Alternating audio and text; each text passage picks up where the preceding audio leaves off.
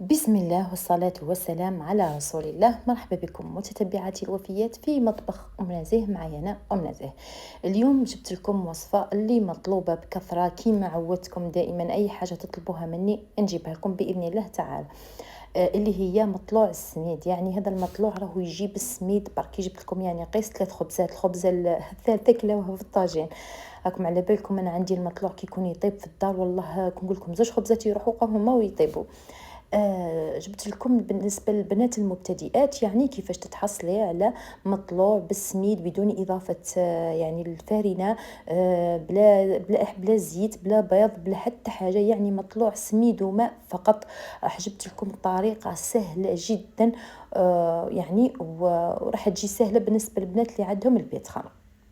اما الا ما عندكش قادره تعجني اعجنيه ونوري لك الطريقه كيفاش تتحصلي على خبز. صدقوني كيما راكم تشوفوا فيه يجي روعه روعه.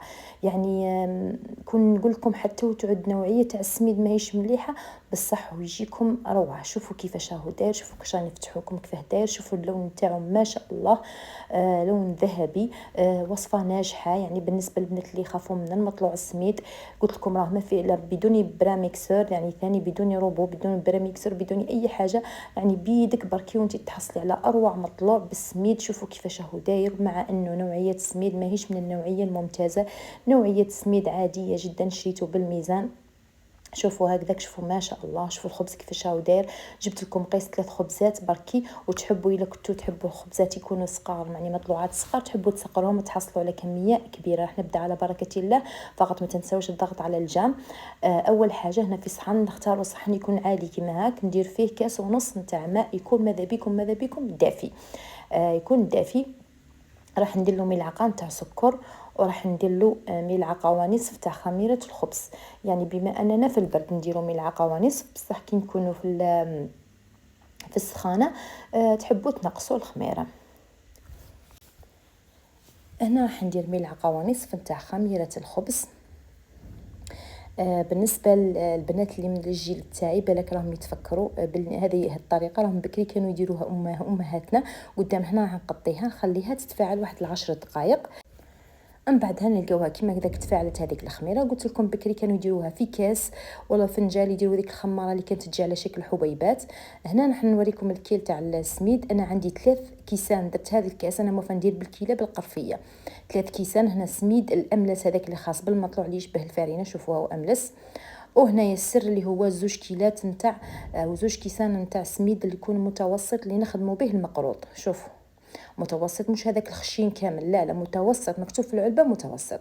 ها شوفوا هنا درت 3 كيلات نتاع سميد املس و2 كيلات نتاع سميد يكون متوسط. تحبوا الكيله ديروها بالكاس، الى عائله كبيره ديروها بالقرفيه ولا حاجه اكبر منها. نحرك مليح هذوك المكونات مع. انا رايحه ندير لهم الملح للسميد هذاك ثاني، راني درت له الملح وحلقته مليح. الملح تقريبا درت نصف ملعقه. فرقت هذاك الخليط نتاع الخميره فوق يعني السميد. قلت لكم بكري كانوا يديروه في فنجال ومن بعد يبداو يعجنوا قبل ويبداو يدخلوا فيه هذيك الخميره بشويه. عندي هنايا الكاس، لاحظوا معايا مليح مليح، تبعوا معايا مليح. انا فوقها اني الكاس هذا دوك نكملو وانا راني نجمل في العجين. راهي كاين ملاحظات ياسر مهمه وخطوات مهمه، ما تعقبوش الفيديو يعني تبعوها بالدقيقه وبالثانيه. راني مانيش نهضر هكذا، كاني مادامني درت لا فيديو هكذاك فيه 10 دقائق تقريبا او 11 دقيقه، معناتها راهي كل مرحله فيها مهمه.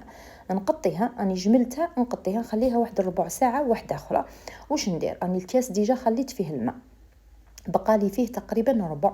بعدا راح نزيد كاس واحد اخر، نص كاس واحد اخر، يعني هذا الربع نكملو ونزيد نص كاس واحد اخر. شوفوا هنايا لازم السر الاول نعجنوها على يباس، يعني لازم تكون يابسه كما راكم تشوفوا فيها، ونبداو نزيدو بشويه في ذاك الربع كما راكم تشوفوا، ونقطعوا فيها. قطعوها باش يخرج لها العجين او العلك نتاعها.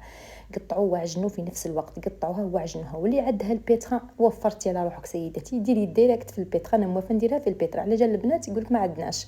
شوفوا راني كملت الربع هذاك تاع الكاس اللي بقى لي، وفي نفس الوقت نخلي نعجنها. ماذا بيا نعجنها على يباس، الماء نزيدو فقط كي نعود رايحه نعجن.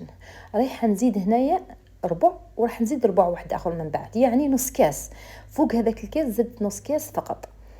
تحطيه في البيترون وديري العجان هذاك وتبداي تخلي عليها الدور وحدها وتزيدي لها قبل شويه تعجن لك تخرج لك ما شاء الله. شوفوا كيفاش راني نقطع فيها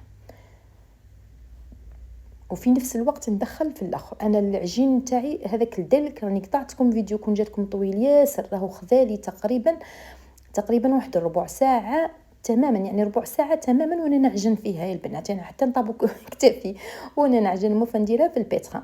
في الاخير كي تبدا تحسيها ما تعودش طريه لدرجه انها تلصق، لا المطلوع عمره ولا يجي عجينه تتلاصق. شوفوا كيفاش راهي دايره ما شاء الله، يعني تحسيها تلصق في يدك وفي نفس الوقت يعني ماهيش مفدوقه كما نقولوا حنا ياسر، ماهيش جاريه ياسر. شوفوا هاي شاده روحها، هاي طريه وفي نفس الوقت شاده روحها. انا درت السانوج وما فندير حبه الحلاوه، تحبوا تزيدوا حبه الحلاوه. هذه الكميه دير لكم 3 خبزات يكونوا متوسطين، اما الا حبيتوهم صغار يعني زيدوا. تحبوا ترمدوهم هنايا في السميد ولا تحبوا في الفرينه، انا درتهم في الفرينه. وقرصوهم كيما هكذاك، يعني ديروهم حربوشات كيما هاك وجيبوا طرشونه وخلوهم يعني وافتحوهم وخلوهم يزيدوا يختمروا، يعني حتى يطلعوا بيد ما يسخن لكم الطاجين. هذا مكان يا البنات، هذا مكان صدقوني راح تتحصلوا على اروع مطلوع. السر كامل راهو في العجن وطريقه العجن. طريقه العجن لازم تكون يابسه، مش من المره الاولى تفتقيها وتعودي تعجني فيها، يعني تجريها وتعودي تعجني فيها، لا لازم تعجنيها على يابسه وتبداي تزيدي بشويه وانت تعجني وتقطعي تبدا تطرطق لك هذيك العجينه وتخرج في الفقاعات، معناتها راهي بدات تطيب. كي تبدا تطيب بين يديك وتلزق خلاص، يعني الماء راهو ماهوش هو السر، مش كي تبداي تكثري في الماء راهو هو السر، ولا جينك تجيك مفتوقه وطالقه روحها راهو هو السر، لا ابدا. عمرك ولا تصدقي من هذول اللي يهضروا منهم وتقول لك اطلقي العجينه باش تجي جامي. العجينه نتاع المطلوع تحب تقطع وتحب العريق، سيرتو الا كانت سميده. مش نحكي لكم على الفارينه، انا نحكي كي يكون المطلوع سميد فقط، يحب العجين واللي عندها البيتران ديريكت في البيتران وتخلي عليها تتعجن، تزيد لها مره على مره تزيد لها الماء، تتحصلي على اروع مطلوع صدقيني. والسر الاخر كي زدنا لها السميد المتوسط، يعني حتى المسمن يا البنات كي تزيدوا له يعني 2 كيلات في الكيلات تاعكم تاع السميد، تزيدوا له يعني سميد متوسط، راح تتحصلوا على نتيجه ثانيه روعه صدقوني عن تجربه. وتزيدوا له ثاني شويه نتاع فرينه. هذا نحكي لكم بالنسبه يعني للمسمن. هنا راني قرصتهم كيما شفتوا وقطيتهم. انا موافقه ندير في الطرشونه الاسطوريه تاعنا تاع ولاد نايل، بس هذه المره بما عنده قتله خبزات حطيتهم بركي فوق البوطاجي. شوفوا هنا راه بعد اللي اختمر، اللي شوفوا ما شاء الله كيف هو اختمر.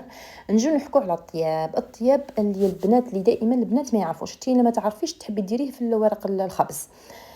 طاجين راني نسخن فيه، سخنته على نار قويه ومن بعدها نقصت خلاص حتى متوسطه، وبديت نطيب باش الكسره تاعي ما تحرقليش. انا ديما المطلوع تاعي عندي مشكله معه بيا كي نعود نطيب فيه نعود ليه نخدم في 7000 حاجه واحده اخرى، ديما تلقي خبزه محروقه. اما تيك تحبي تقابليها قعدي قابليها. وهذه المره كنت نصور لكم فيه قلت والله قال قعدت قابلته ما يحرقليش. انا عندي الطاجين هذا راهو مشقوق كما كنتم تشوفوا عزيز عليا وعنده 5 سنين وما تكسرش. قلت من بعد نشدو بسلك ولا كش ما حاجه.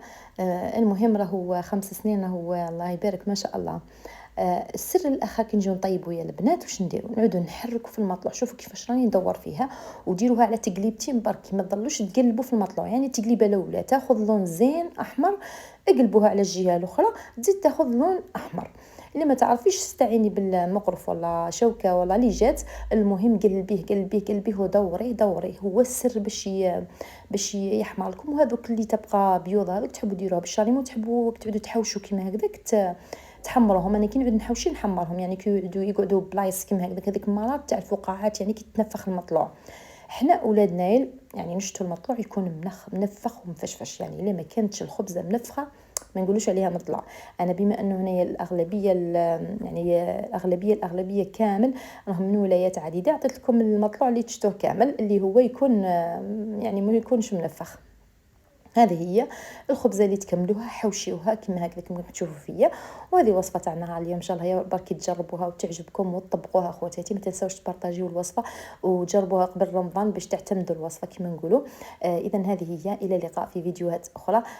استودعكم الله الذي لا تضيع ودائعه. السلام عليكم ورحمه الله تعالى وبركاته.